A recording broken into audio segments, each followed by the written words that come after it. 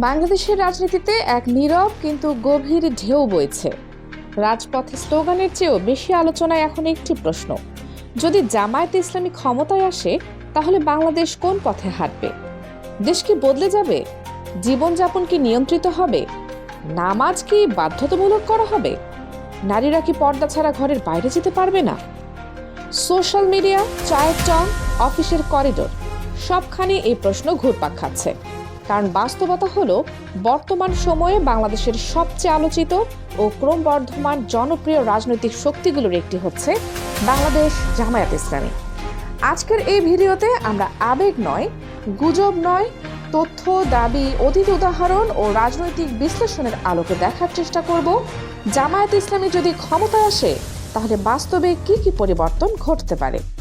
ভিডিওটি শেষ পর্যন্ত দেখুন, কারণ আপনার সিদ্ধান্ত, ভোট আপনার, ভবিষ্যৎও আপনার।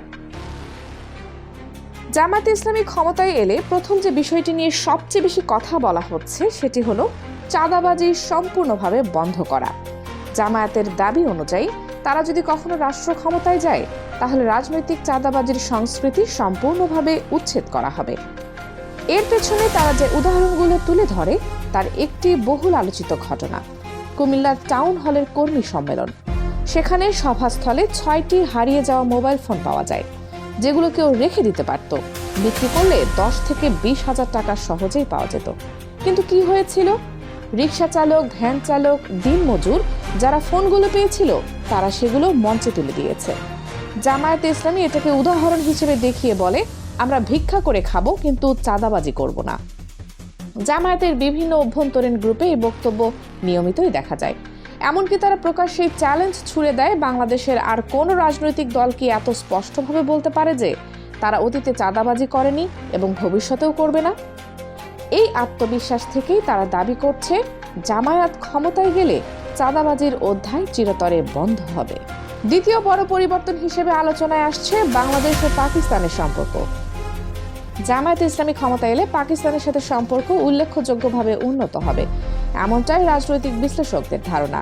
বাস্তবতা হলো, বাংলাদেশের সেনাবাহিনী, নৌবাহিনী ও বিমান বাহিনী তিনটি এখনও আধুনিক বিশ্বমানের শক্তির তুলনায় পিছিয়ে, বিশেষ করে যুদ্ধ বিমান, প্রতিরক্ষা প্রযুক্তি ও সামরিক অবকাঠামোতে। অনেক বিশ্লেষকের মতে এখানে সবচেয়ে বড় ভূ রাজনৈতিক বাধা ছিল ভারত। ভারত কখনোই চায়নি বাংলাদেশ সামরিকভাবে শক্তিশালী হোক। অন্যদিকে পাকিস্তানের স্বার্থ ঠিক উল্টো, কারণ বাংলাদেশ ও পাকিস্তান যদি শক্তিশালী হয় তাহলে আঞ্চলিক শক্তির ভারসাম্যে ভারত চাপে পড়বে। এই বাস্তবতা থেকে বলা হচ্ছে জামায়াতে ইসলামী ক্ষমতায় এলে বাংলাদেশের সামরিক কাঠামো ঢেলে সাজানো হবে এবং পাকিস্তানের সাথে কৌশলগত সম্পর্ক জোরদার হবে। জামায়াতে ইসলামী যদি এককভাবে কিংবা সংখ্যাগরিষ্ঠভাবে ক্ষমতায় আসে তাহলে তারা শুধু একটি দলকে নয়, সব ধরনের চাঁদাবাজ রাজনৈতিক শক্তিকেই চ্যালেঞ্জ করবে। বর্তমানে বিএনপির ভেতরে থাকা কিছু প্রভাবশালী নেতার বিরুদ্ধে ব্যবসা প্রতিষ্ঠান থেকে চাঁদা আদায়ের অভিযোগ বহু পুরনো। জামায়াতে ইসলামী ইতোমধ্যে বিভিন্ন ব্যবসা প্রতিষ্ঠানে গিয়ে সরাসরি ভোট চাইছে। তারা বলছে, আপনার ভোট দিন, আমরা কথা দিচ্ছি আপনার প্রতিষ্ঠান থেকে 1 টাকাও চাঁদা নিতে পারবে না কেউ, নিরাপত্তার দায়িত্ব আমাদের। এই অবস্থানে গিয়ে জামায়াতের সাথে বিএনপির সংঘর্ষ হওয়াটা অনিবার্য বলেই মনে করছেন রাজনৈতিক পর্যবেক্ষকরা। জামায়াতে ইসলামী সবচেয়ে জোর দিয়ে যে বিষয়টি বলছে সেটি হলো দুর্নীতি ও অর্থ পাচার। তাদের দাবি, ইসলামের নৈতিকতা অনুসরণ করা কর্মীদের দ্বারা রাষ্ট্র পরিচালিত হলে দুর্নীতির সুযোগ থাকবে না। এখানে তারা অতীতের একটি উদাহরণ দেয়। যশোর অঞ্চলে এক জামায়াত নেতা সরকারি গাছ কেটে বিক্রি করেছিলেন।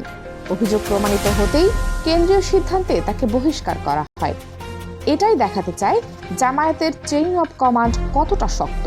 আরেকটি ব্যতিক্রমী উদাহরণ, জাতীয় সংসদে জামায়াতের 2 মন্ত্রী কাজ শেষে অব্যবহৃত বাজেট সরকারি কোষাগারে ফেরত দিয়েছিলেন।